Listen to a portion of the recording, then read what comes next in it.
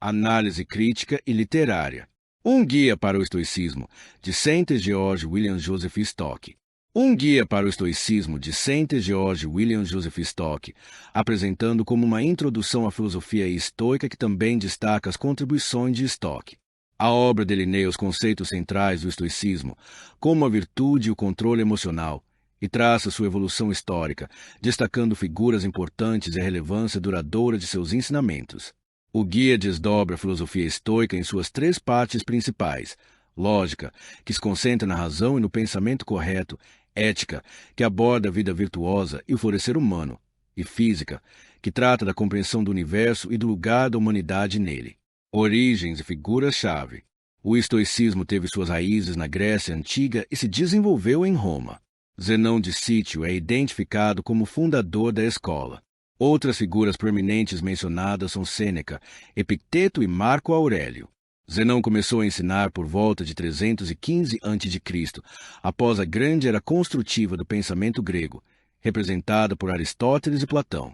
O estoicismo não era visto tanto como uma nova doutrina, mas como uma forma final sobre a qual a antiga filosofia grega se apresentou ao mundo. Deve-se notar que Aristóteles considerava os jovens inaptos para ouvir filosofia moral, mas, para os estoicos, a exposta questão da filosofia moral era central para determinar as opiniões sobre todos os outros pontos. Divisão da filosofia estoica. Os estoicos dividiram a filosofia em três áreas principais. Lógica, o estudo da razão, do pensamento correto e da expressão do conhecimento. Incluía retórica, poética, gramática, dialética e psicologia, estudo dos sentidos e do intelecto. Era vista como um muro forte que protegia as outras partes da filosofia. 2. Ética, o núcleo do estoicismo, focado na vida virtuosa, no caráter e na busca pela eudaimonia, florescer humano. Tratava do uso do conhecimento e enfatizava a importância de viver em conformidade com a natureza e com a razão. Era considerado o bom fruto da filosofia. 3. Física, ou cosmologia, a compreensão do universo, do lugar do ser humano nele, incluindo a ideia de um universo governado por uma razão divina, logos, e a aceitação do que está além do nosso controle. Lidava com a matéria do conhecimento e era comparada às plantas altas ou à clara do ovo, formando o alimento para a ética. Crisipo sugeriu uma ordem para o estudo: primeiro lógica, depois ética e por último física. No entanto, ele também reconheceu que essa ordem poderia ceder à conveniência e que o estudante de lógica não precisava se abster inteiramente dos outros ramos. Apesar da ordem de estudo sugerida, Crisipo ensinou a dependência lógica da moral em relação à física, afirmando que a origem da justiça e do bem e do mal deve derivar da natureza do universo e da administração divina. Principais conceitos da lógica estoica. A lógica estoica tinha uma grande reputação. Os estoicos eram fortes em lógica, mas fracos em retórica. A lógica como um todo era dividida em retórica e dialética, ambas consideradas virtudes lógicas. Retórica era o conhecimento de falar bem em discursos expositivos, e dialética era o conhecimento de argumentar corretamente em perguntas e respostas. Zenão ilustrava a diferença comparando a retórica à palma da mão aberta e a dialética ao punho cerrado. Os estoicos subdividiram a dialética em uma parte que tratava do significado, semântica, e outra do som, fonologia e gramática. Eles reconheciam 5 classes gramaticais: nome, apelativo, verbo, conjunção e artigo. As virtudes da fala eram 5: helenismo, clareza, concisão, propriedade e distinção. Um conceito central na lógica e psicologia estoica era fantasia ou impressão. Eles comparavam a mente infantil a uma folha de papel em branco, onde as primeiras impressões eram as fantasias sensoriais. Zenão definiu fantasia como uma impressão na alma. Crisipo interpretou isso como uma alteração ou mudança na alma. A fantasia revelava sua própria existência e a de sua causa externa, fantasma. Fantasmas sem causa externa eram figuras ilusórias, como em sonhos. Para distinguir as impressões reais das irreais, os estoicos apelavam ao tato ou vivacidade.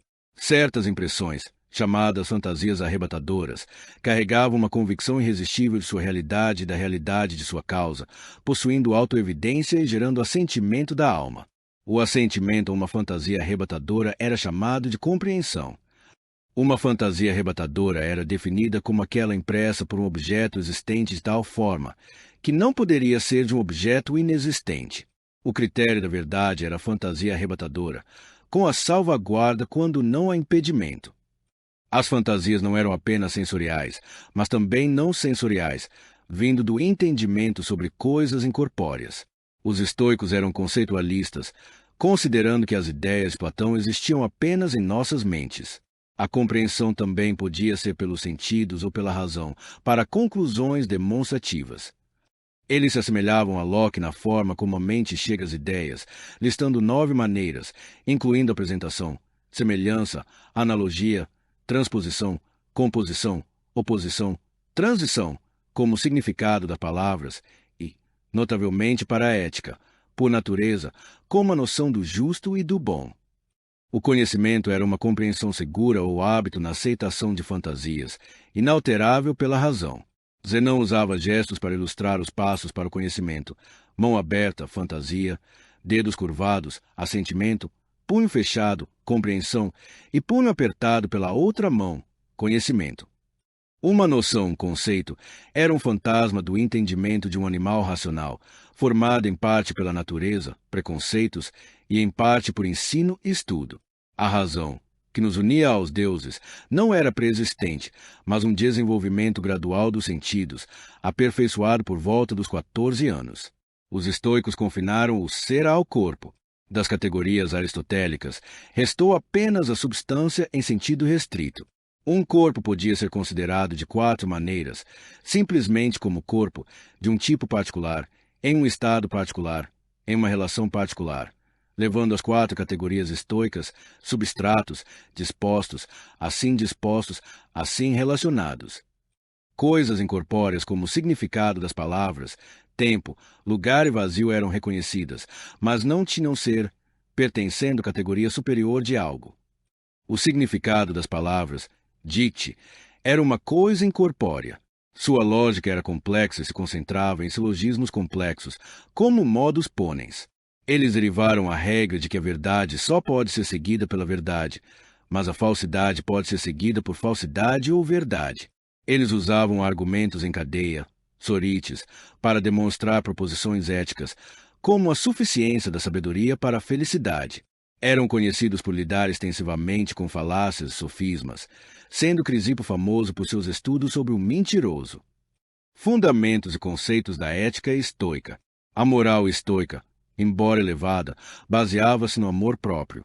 O primeiro impulso em um animal recém-nascido era autopreservação. Antes do desenvolvimento da razão, as primeiras coisas segundo a natureza incluíam saúde, força, boa condição física e vantagens da alma como rapidez e inteligência. Prazer era considerado uma consequência, não algo a ser buscado diretamente. Com o desenvolvimento da razão no homem, a natureza ditava que todos os impulsos fossem moldados pela razão. A virtude era, portanto, eminentemente de acordo com a natureza. A razão não era vista como algo separado do impulso, mas sim a forma aperfeiçoada deste. Um impulso que não fosse idêntico à razão, em um ser racional, não era verdadeiro impulso, mas paixão. Os estoicos eram evolucionistas em sua psicologia, acreditando em razões seminais em todos os seres vivos. As paixões eram consideradas simplesmente o intelecto em um estado doentio, causadas por falsas opiniões. Eram perturbações que tornavam a vida penosa. Havia 4 paixões primárias: deleite, prazer pela presença de um bem imaginado; tristeza, dor pela presença de um mal imaginado; desejo, busca por um bem imaginado na perspectiva; e medo, evitação de um mal imaginado na perspectiva. Eles enfatizavam a luta contra as paixões, pois não se baseavam na natureza, mas em julgamentos voluntários e falta de sobriedade mental. Embora as paixões fossem condenadas, havia eupatias, afeições felizes, que o homem sábio experimentaria: alegria, em vez de deleite; desejo, voltado apenas para o bem; e cautela, em perigo. Contra a tristeza, não havia uma eupatia correspondente, pois o sábio nunca experimentaria um mal real. Zenão dividia as coisas em boas, mas indiferentes. O bem era a virtude e o que participava dela; o mal era o vício e o que participava dele. Todas as outras coisas eram indiferentes, incluindo vida, morte, saúde, doença, prazer, dor, riqueza, pobreza. O bem era definido como aquilo que beneficia. Beneficiar consistia em produzir um ato ou estado de acordo com a virtude. Coisas indiferentes, saúde, riqueza, podiam ser benéficas ou não dependendo do uso. Portanto, não eram inerentemente boas. O verdadeiro e único bem era idêntico ao belo, correto. Essa identidade absoluta entre bem e correto, e mal e errado, era central para a ética estoica. O correto continha tudo para uma vida feliz, o errado era o único mal. A virtude era o fim em si mesma, digna de escolha independentemente das consequências. Não podia ser aumentada pela adição de coisas indiferentes, nem pelo prolongamento de sua existência. A virtude era a perfeição da razão. Viver uma vida racional era seguir a natureza. Ser feliz era ser virtuoso, racional, seguir a natureza e obedecer a Deus. Os estoicos adotaram as 4 virtudes cardeais de Platão: sabedoria, temperança, coragem e justiça, definindo-as como ramos do conhecimento. Elas eram opostas por 4 vícios cardeais. A virtude era considerada una e indivisível. Quem tem uma virtude, tem todas. Quem demonstra uma virtude, demonstra todas. As virtudes diferiam na ordem em que colocavam as coisas, mas uma nunca agia sozinha. O inverso também era verdadeiro. Quem tem um vício, tem todos. Um paradoxo estoico era que a virtude dependia inteiramente da razão, ao contrário das visões que incluíam natureza e hábito. No entanto, eles admitiam que a natureza fornecia ponto de partida para as virtudes, coisas indiferentes e propriedades. A doutrina das coisas indiferentes tentava conciliar o bom senso com o rigor estoico. Indiferente tinha 2 sentidos. 1. Nem bom nem mal.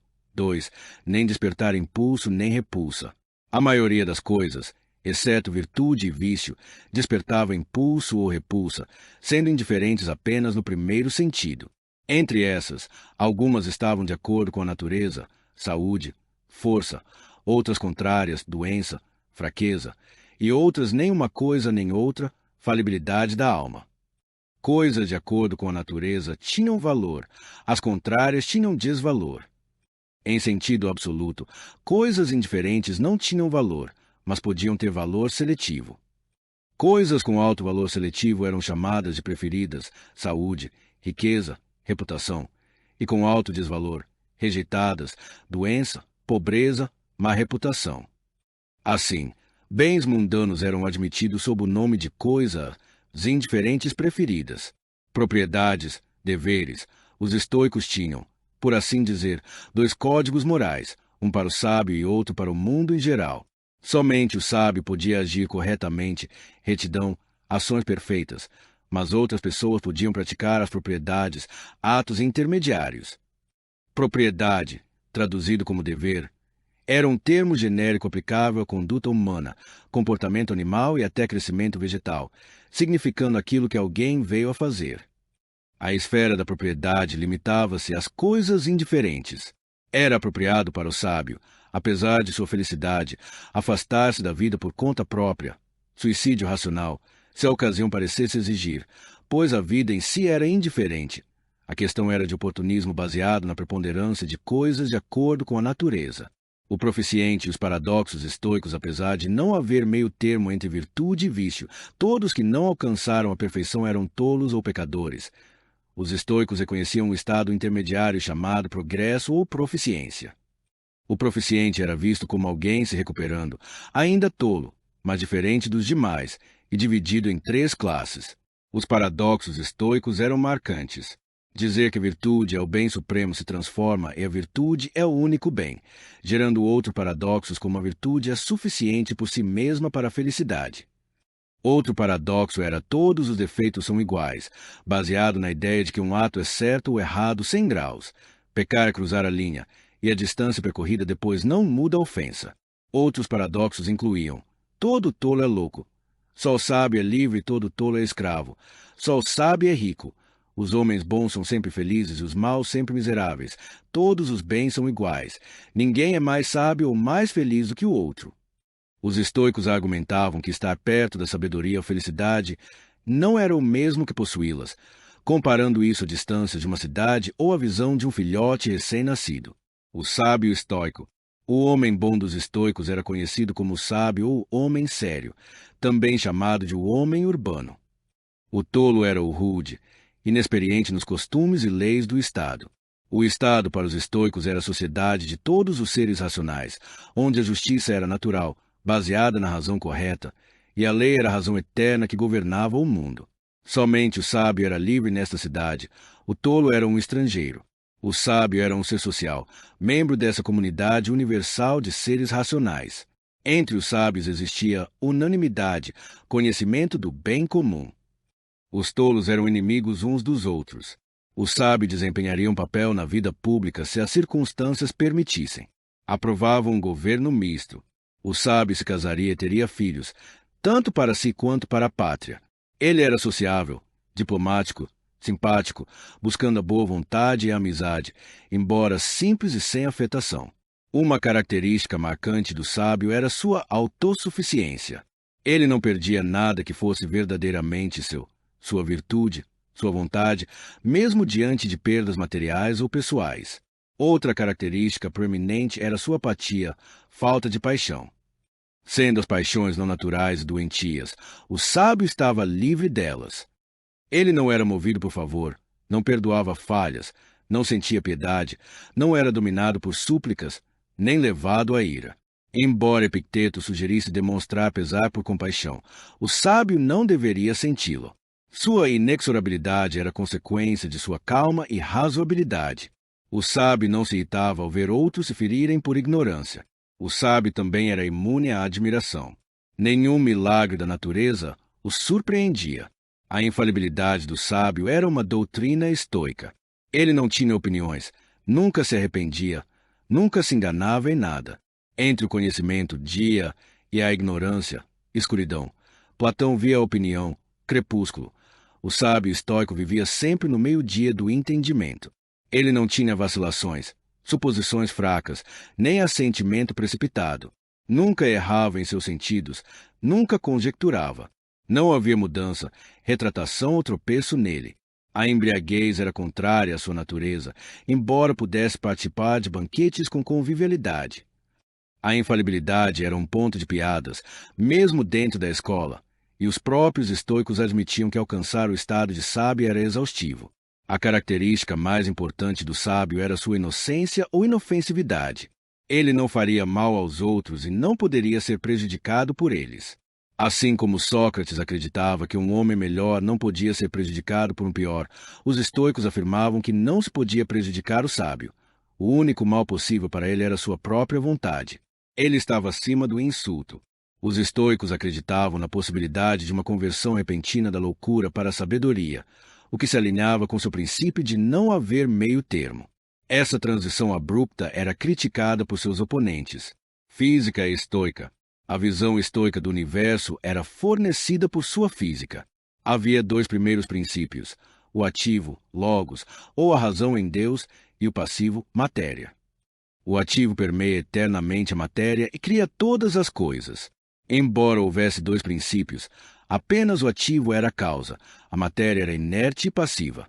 A matéria-prima era eterna e só admitia mudança, sendo a substância de todas as coisas existentes. Ambos os princípios eram concebidos como corpos, embora sem forma. A matéria era um corpo, o princípio ativo, Deus ou Logos, também era um corpo, concebido como um espírito. Não ar comum, mas éter em movimento. Este espírito em movimento movia-se para dentro e para fora de si mesmo, ou para frente e para trás. Dos princípios, distinguiam-se os quatro elementos, terra, ar, fogo e água. Estes surgiram de Deus e seriam reabsorvidos nele. Os elementos eram corpos com forma e extensão. Um elemento era aquilo a partir do qual as coisas surgem e no qual se dissolvem. Os elementos estavam relacionados às quatro qualidades da matéria: quente, frio, úmido, seco. Dois elementos, fogo e ar, eram leves, tendendo para longe do centro. Dois, água e terra, eram pesados, tendendo para o centro. O fogo tinha um princípio primário, e os outros elementos surgiam dele e retornavam a ele. O fogo construtivo, ou éter, era a substância dos corpos celestes, da alma de animais e natureza de plantas. Os elementos se transformavam uns nos outros por condensação e rarefação, antecipando a ideia moderna de estados da matéria. Cada elemento tinha sua morada, o fogo etéreo, estrelas e planetas no exterior, seguido pelo ar, água e terra no centro. Os estoicos consideravam o universo, cosmos, um plenum sem vazio interno. Fora dele, havia o vazio infinito, que não era ser, pois o ser estava confinado ao corpo, mas algo. O vazio era ilimitado, enquanto o cosmos era finito.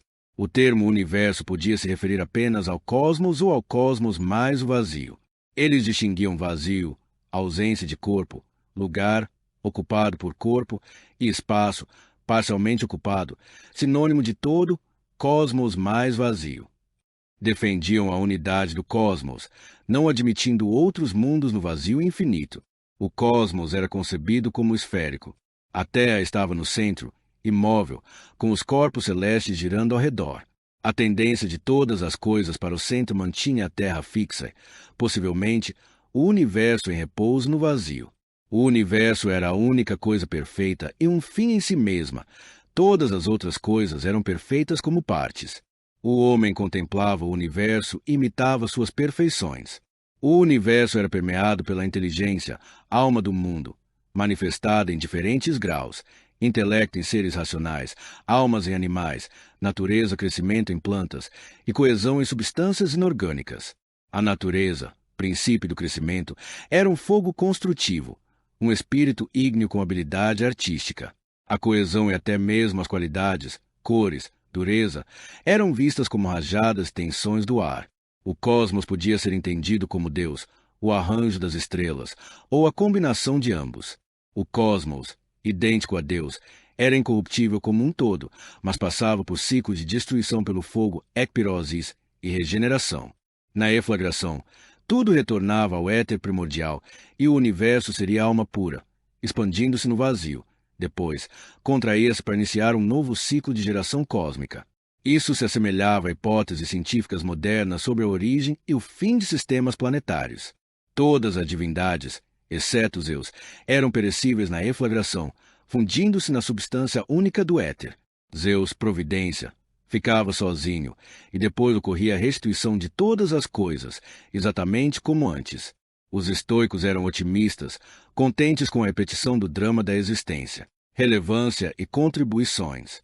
Os ensinamentos estoicos permaneciam relevantes e aplicáveis, ajudando a lidar com desafios, cultivar resiliência e encontrar serenidade. O livro de Stoic visava tornar a filosofia estoica acessível e relevante para leitores modernos.